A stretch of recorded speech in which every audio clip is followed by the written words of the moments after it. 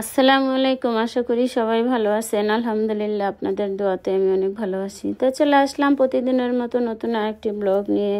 ব্লগটা শুরু করলাম সকালবেলা, বারান্দার ফুল ধরেই শুরু করে দিলাম আমার ভিডিওটা।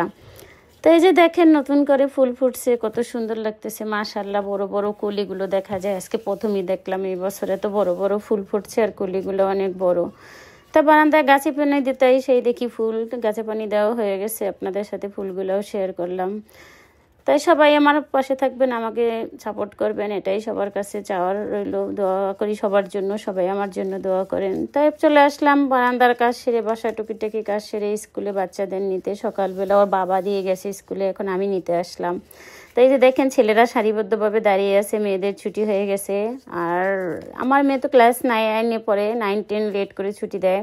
আর বাকি ক্লাসগুলো ওদের আগেই ছুটি হয়ে গেছে, নইলে দেখাইতে পারতাম আপনাদেরকে যে কত স্টুডেন্ট এই স্কুলে। ছুটির সময় অনেক সুন্দর লাগে আর কি, বাচ্চা খুঁজে পাওয়া যায় না। একই রকমের ড্রেস পরে যখন ওরা বেরোয়, মৌমাছির মতন দেখা যায়, শুধু মাথা দেখা যায়, এমন এত সুন্দর লাগে আর কি। তো এই যে দেখেন, একদম মাঠ শেষ করে বাইরে চলে আসলাম। সেই আমার কৃষ্ণচূড়া গাছটা ওই যে আপনাদের সাথে শেয়ার করছিলাম। তো এখন বাসার উদ্দেশ্যে রওনা দিলাম। বাসায় গিয়ে বাচ্চাদের ফ্রেশ করে ওদের নাস্তা খাওয়াবো।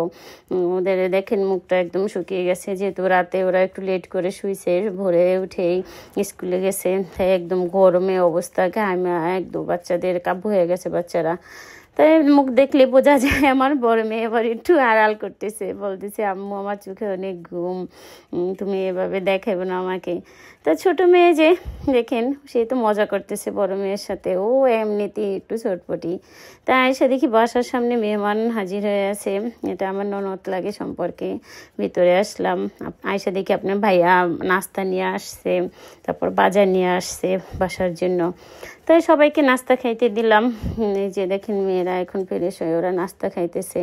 নাস্তা খাওয়া শেষ হলে ওরা রেস্ট নেবে, আমি আমার রান্নাঘরে ঢুকে যাব রান্না করার জন্য। আর যেহেতু মেহমান আসছে, রান্না তো তাড়াতাড়ি সারতে হবে, তাই না? তাই যে একদম বাচ্চারা সবাই নাস্তা খায়, আপনার ভাইয়া নাস্তা খাইতেছে। নাস্তা খাওয়া, ওদের নাস্তা খাওয়ানো শেষ, চলে আসছি রান্না করে। আপনার ভাইয়া গরুর মাংস আনছে আর মুরগি আনছে। মুরগিটা মূলত আমার মেয়ে বারবিকিউ করবে, ও ওইভাবে পছন্দ করে, একদম ফ্রাই করে খাইতে মুরগিগুলো। তাই এই যে মুরগিটা কাটবো আর মাংসটা ধুয়ে আমি একদম বসাই দেবো তাড়াতাড়ি করে। আর গরম পড়তেছে মেলা, খারাপ লাগতেছে।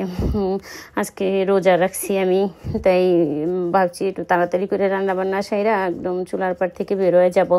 তাই মাংসটা একদম ধুয়ে সমস্ত মশলা দিয়ে একদম ম্যারিনেট করে আমি বসাই দিছি রান্নার উদ্দেশ্যে। তাই যে ভাতও বসাই দিছি অন্য চুলায়, ভাতটাও হয়ে যাক। একটা তরকারি রান্না করব, গতকালকের কিছু তরকারি আছে, এই জন্য ভাবছি আর বেশি ঝামেলা করব না, আর খাওয়া হবে না আমি যেহেতু রোজা। তাই এই যে আমার মাংস রান্না করাও শেষ, সমস্ত কাজও শেষ, সবাইকে খাওয়াবো এখন। তারপর বিকালে বাচ্চাদের পড়া আছে, ওদের নিয়ে বের হইতে হবে। তারপর আমি আমি যেহেতু রোজা, ইফতারের কিছু জোগাড় করতে হবে। তাই যে যা বললাম, তাই আর কি, যে কথা সেই কাজ। আপনার ভাইয়া বাসায় ফল পাঠাইছে, তরমুজ ভাঙ্গি আমার জন্য, তাই ওগুলো একটু কেটে নেব। আর এদিকে শসা পেয়ারা কেটে নিছি, এগুলো এখন ফ্রিজে ঢুকে ঠান্ডা করে নেব। তাই ফ্রিজে ঢুকে ঠান্ডা করা হয়ে গেছে, সাথে শরবত গোলায় নিছি। আমার চিয়া সিড, ওটাও আমি গোলায় নিছি। আর ঠান্ডা পানি নিয়ে একদম আমি টেবিলে প্রস্তুত ইফতার খাওয়ার জন্য। তাই সবাই দোয়া করেন আমার জন্য, আমার দোয়া রইল সবার জন্য। সবাই ভালো থাকবেন, আমার পাশে থাকবেন, আমাকে সাপোর্ট করবেন, এটাই আশা করি। যেহেতু আমি নতুন একজন ব্লগার, তাই ভাবছি সবার যদি সাপোর্ট না থাকে আমি আগাইতে পারবো না, কিছু করতে পারবো না।